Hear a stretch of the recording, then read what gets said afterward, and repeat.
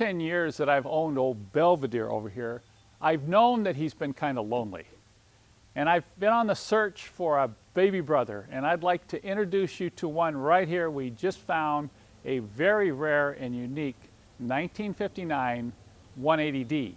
What makes this car so special is it only has 73,000 documented miles, rust-free and virtually untouched except for a slight repaint on a couple of fenders.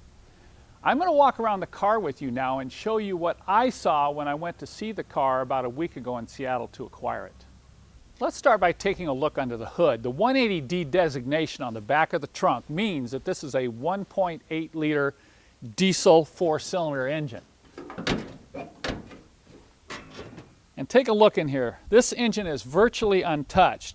If you note, this is the older style diesel engine that has the flathead engine with a pump, injection pump on the right side and the alternator and starter on the left side of the engine. The engine needs a little cleaning. You can see a lot of the old hoses and clamps are original. So I am going to have to come in here and replace a number of the rubber components, maybe the motor mounts and other things that have deteriorated with age. But look here, the old cardboard heater boxes on this car on both sides are in excellent condition. And this is very rare indeed. And now for the fun part. Wait until you see this 52-year-old original interior. You'd be hard-pressed to find a nicer one than this. You look inside here, that is the original upholstery on the seats. The dash is completely original, the floor mats are original. One of the reasons these seats are so nice is that the original owner kept seat covers on them up till 1990.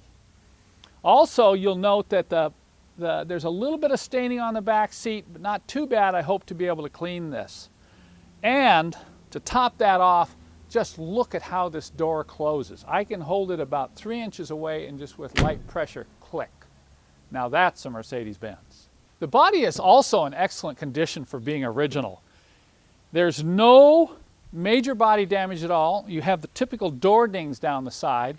There's minor scratches, some fading of the paint, but there's no rust out on this car. If you look underneath, you will see a slight amount of surface rust, which is typical, but absolutely no rust holes or no weak metal anywhere. Take a look at the front end. The grille is straight, front bumpers are very nice, headlight surrounds, all of that does not need to be touched. And when going back and looking at the rear end, I have the same thing there.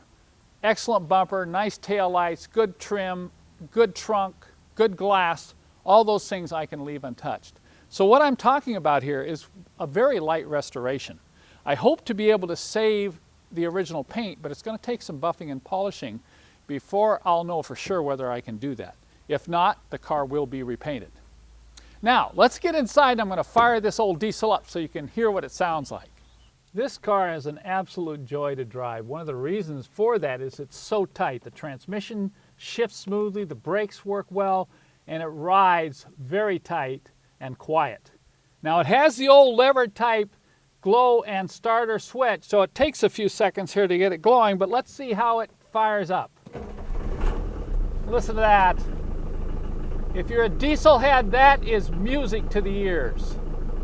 Now, hopefully over the next 2 months, I'm going to document the restoration of this car, so stay tuned for my next video series on the 180D. And I'm going to go out and take this thing for a spin.